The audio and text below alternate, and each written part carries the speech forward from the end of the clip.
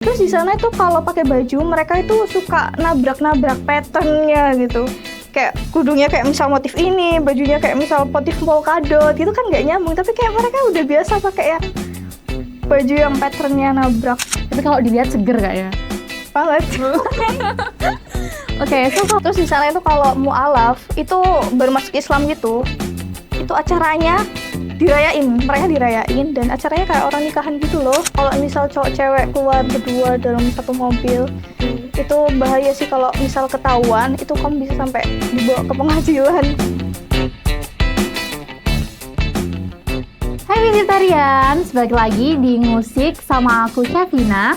Dan di segmen kali ini aku bakal bahas tentang salah satu program yang ada di UINSA nih teman-teman, yaitu UINSA International Community Engagement.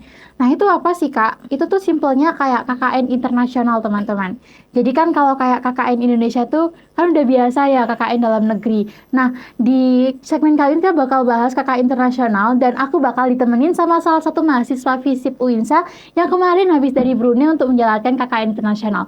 So Kak bisa say hi nggak ke teman-teman semua? Halo Visiptarians, kenalin namaku Tasya Ramadila Ramadhani, biasa dipanggil Tasya dan aku dari Prodi Hubungan Internasional semester 5. Wah, tepuk tangan dulu nih teman-teman buat Kak Tasya. Keren banget ya semester 5 udah bisa KKN internasional apalagi di Brunei nih. So, gimana sih Kak perasaannya waktu pertama kali bisa berkesempatan untuk KKN internasional gitu? Pastinya seneng banget ya, karena kenapa? Karena Brunei itu salah satu negara yang dari dulu aku kepoin, tapi susah banget buat cari infonya itu di sosial media, itu susah. Jadi pas aku keterima KKN internasional di Brunei dan aku tahu langsung Brunei kayak apa, itu seneng banget. Wah, pasti langsung excited gitu Kak ya. Karena olah ternyata gini tak Brunei.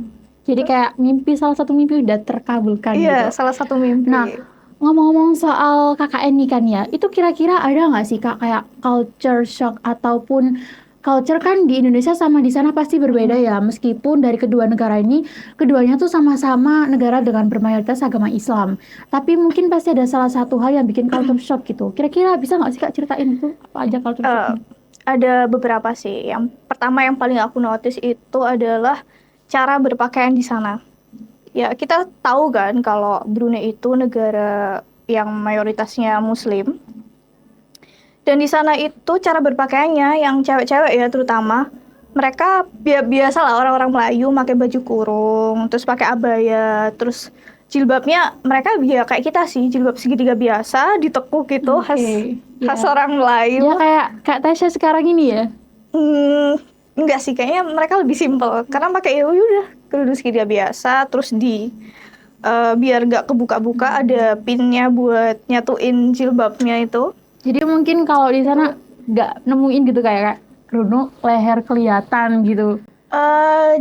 Nggak lihat sih, tapi kalau orang-orang pakaian yang terbuka minim itu masih ada.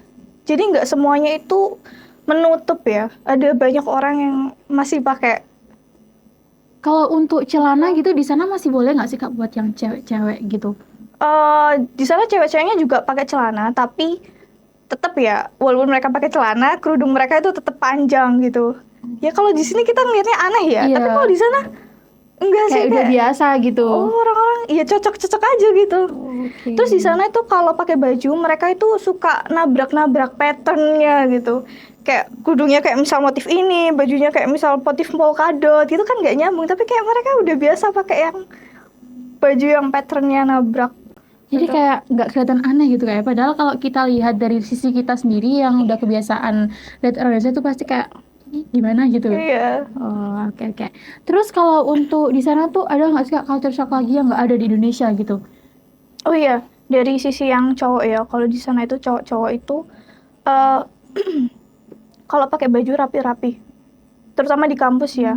Nggak kayak di kampus di Indonesia yang cowok-cowok kan kalau di Indonesia pakai ya flanel, kaos Iya, gitu kan. oke. Tapi kalau di sana itu mereka pakai kemeja yang polos, terus pakai celana kayak formal attire, terus pakai pantofel gitu. Modelnya dan rapi-rapi. Jadi lebih seger dilihat nih Kak ya. Kira-kira Iya. ini kecantol satu nggak sih Kak? cowoknya itu? Di Brunei itu ya kita tahu negara muslim, jadi cowok-cowoknya itu sangat Menjaga gitu iya ya? menjaga banget. Tapi kalau dilihat seger gak ya? Banget. Oke, so kalau di sana tuh katanya kalau orang Brunei kalau berkendara tuh lebih rapi gitu gak ya? Iya, itu juga salah satu culture shock. Jadi di Brunei itu jalan rayanya kan highway ya, kayak tol gitu. Nah, di sana orang-orang pada pakai mobil, nggak ada, ya ada sih sepeda motor, cuman jarang banget dilihat. Itu bisa hitungan jari, mungkin 10 selama aku sebulan di sana. Nah, yang bikin aku shock adalah walaupun mereka naik mobilnya itu kenceng, tapi kalau misalnya ada orang jalan, itu mereka berhenti. Berhenti ya saat itu juga, walaupun ya kayak aku waktu itu pernah nyebrangnya ya nggak di zebra cross, asal nyebrang aja, tapi ya mereka berhenti. Mereka mendahulukan pejalan kaki, dan di Indonesia nggak kayak gitu Iya kan, kayak nih. mereka saling Betul. Ini salah satu culture yang di Brunei yang harusnya dicontoh nih sama rakyat Indonesia atau masyarakat-masyarakat sekitar ini ya. So, jadi kayak lebih respect gitu kayak kalau sama oh, pejalan oh. kaki gitu. Wah, keren sih. Pasti betah kalau aku di sana itu. Terus untuk di sana tuh apakah cara Islamnya itu juga berbeda dengan di Indonesia nih, Kak? Kalau iya itu juga culture shock lagi. Islamnya di Brunei itu dia nggak banyak alirannya guys. Mereka kayak semacam dikontrol dari pusat kerajaannya. Jadi gini, waktu aku pengabdian di pusat dakwah Islam Brunei, itu di bawah Kementerian Agamanya Brunei, itu mereka cerita tentang Islam di sana itu gimana.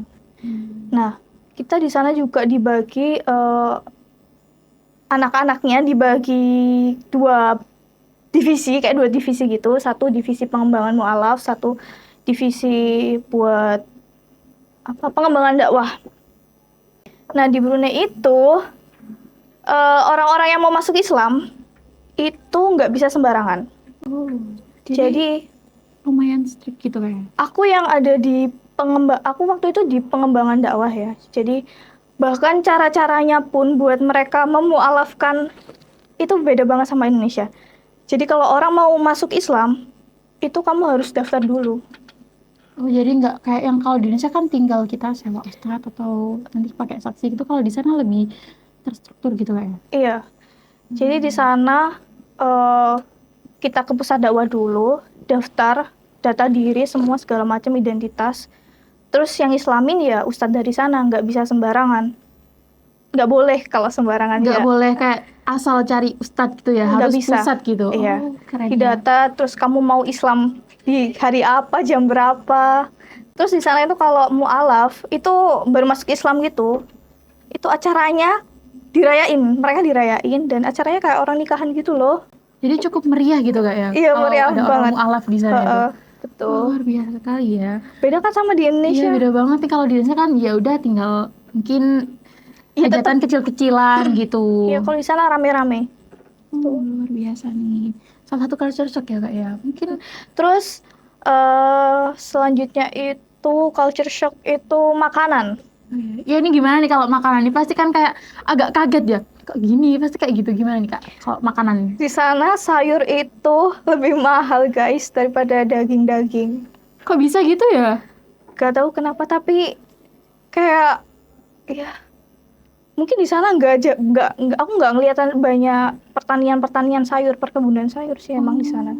Dan ngomong-ngomong soal makanan nih ya kak ya, untuk biaya hidup di sana tuh kira-kira itu gimana sih? Apakah murah atau cukup pricey atau gimana gitu? Iya, aku bilang sayur mahal itu karena di sana itu rata-rata sayur harganya sekitar satu porsinya ya. Iya. Itu tiga dolar, Wow. $3 Brunei. Jadi Satu dolar Brunei itu 12.000 rupiah. Yaudah dikali 3 aja. tuh kalau makan kalau tiap hari juga kerasa ya lumayan Iya. gitu. Jadi mungkin lumayan pricey gitu. Ya, terus yang bikin shock juga itu di Brunei, dia itu identik dengan apa ya, surat penyurat. Jadi kalau gini, kalau kamu mau ada acara kumpul-kumpul, termasuk kayak kita nongkrong, itu kita nggak bisa sembarang nongkrong. Kalau nongkrong rame-rame gitu loh, Itu harus ada suratnya. Jadi Nggak bisa sembarangan. kalau di Takutnya Indonesia kalau kan, rame-rame ya, terus betul. digerebek polisinya, terus kita nggak ada surat apa-apa. Itu nggak bisa. Wah, kalau di Indonesia kan kayak bebas gitu kan, kayak ya Iya. kayak ya nggak apa-apa Kak. Pokoknya tuh ada batasan gitu ya. Kalau di sana lebih di jam gitu kayak. Iya. Kalau main tuh ada jamnya. Kalau jam segini semua harus udah pulang atau Sebenarnya kayaknya nggak ada jam yang pasti gitu. Cuman jam 10 itu udah malam banget, nggak udah boleh. sepi ya. Enggak sih, kalau dibilang sepi enggak. Cuman ya kalau misal cowok cewek keluar berdua dalam satu mobil, itu bahaya sih kalau misal ketahuan, itu kamu bisa sampai dibawa ke pengadilan. Jadi lebih strict Nggak gitu boleh ya. Jadi mungkin ini juga positif sih Kak, kalau di perspektif Islam gitu ya. Hmm. Oke, next nih Kak, aku juga mau tanya nih, apakah ada hal-hal yang mengesankan nih selama di Brunei yang kiranya tuh nggak mungkin bisa dilupain gitu? Sebenarnya kalau mengesankan cuman satu sih, dan itu yang bikin aku pengen balik ke sana. Wah, kira-kira apa tuh? Spill. Orang-orangnya itu sangat baik, ramah, suka ngebantu, suka ngasih. Itu. Bukannya itu kayak udah biasa kayak di Indonesia itu? Apakah ada cukup Mereka tuh perbedaan lebih gitu? kayak kalau ngasih itu ya udah ngasih-ngasih aja, makanan dikasih itu. Mereka kayak nggak mikir uangnya gitu, kayak nggak ada pikiran kayak gitu. Ada waktu itu selama aku sebulan di sana kan aku makannya itu di Pasar Gadong ya. Namanya Pasar Gadong. Karena di Brunei nggak ada warung-warung kecil. Jadi makannya di satu tempat, semua dikumpulin di situ warungnya, yang namanya Pasar Gadong.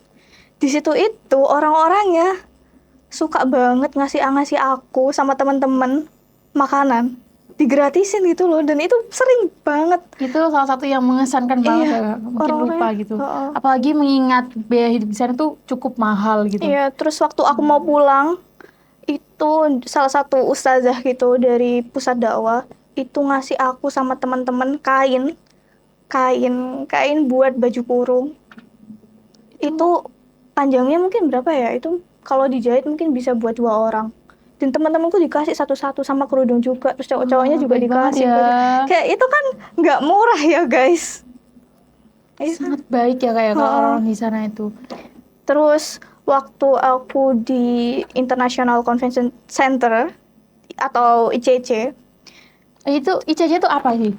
itu tuh kayak tempat kayak hall gitu buat ngadain konferensi kayak ya majelis ilmu salah satunya yang aku datengin kemarin itu.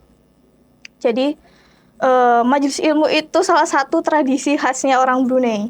Kalau di sini mungkin kayak seminar, tapi itu beda. Kalau di Brunei itu ya kayak seminar, tapi mereka itu didatengin sama orang-orang dari kementerian, terus keluarga Jadi kerajaan. spesial gitu ya. Tapi itu udah biasa kalau di seminar gitu. Iya, kalau mereka kalau ngadain seminar ya itu di ICC itu. Itu tiap kali ada seminar harus ngundang petinggi gitu kayak. Iya, mereka pasti datang gitu. Terus sultannya juga. Terus kemarin ya sayang sekali sih nggak ketemu Sultan Hasan Al-Bolkiah. Cuman Nggak jadi cuci mata nih kayak. tapi ada Sultan yang Al-Mutadibillah yang anak pertamanya, putra sulungnya. Ya, kita sempat ketemu di sana. Nah, waktu acaranya berlangsung nih, itu orang belakangku itu negur temanku, kayak manggil temanku gitu. Tak pikir apa ya, ada apa? Ternyata cuma mau bilangin kalau di sini tuh ada kotoran. Wow. Dia tuh sampai manggil temanku buat ini tolong di jilbab temanmu ada kotoran nempel. Mereka nggak langsung ngambil gitu loh. Kenapa ya kayak kok kayak nggak berani gitu? Aku mikirnya dia juga kan bisa ya langsung manggil aku kalau di belakang Iya, itu gitu. ada kotoran. Cuman aku mikirnya kayak kan aku nggak kelihatan ya kalau di belakang. Makanya dia manggil temanku buat ngambilin itu. Karena kalau dia ngasih tahu kan dia juga nunjuk Iya. megang kepala aku kan. Itu salah satu alasan kenapa orang di sana tuh kayak ramah dan sopan Sopan gitu. banget. Iya gitu. Keren sih. Kayaknya ini budaya di sana juga udah mulai kebawa nih ya Kak ya ke Indonesia dari Kak Tasya ini. Dilihat-lihat dari mulai cara berpakaiannya dan sikapnya tuh juga mulai kebawa nih. Kayaknya aku harus ke Brunei dulu nih biar Kak Tasya itu. Mungkin iya.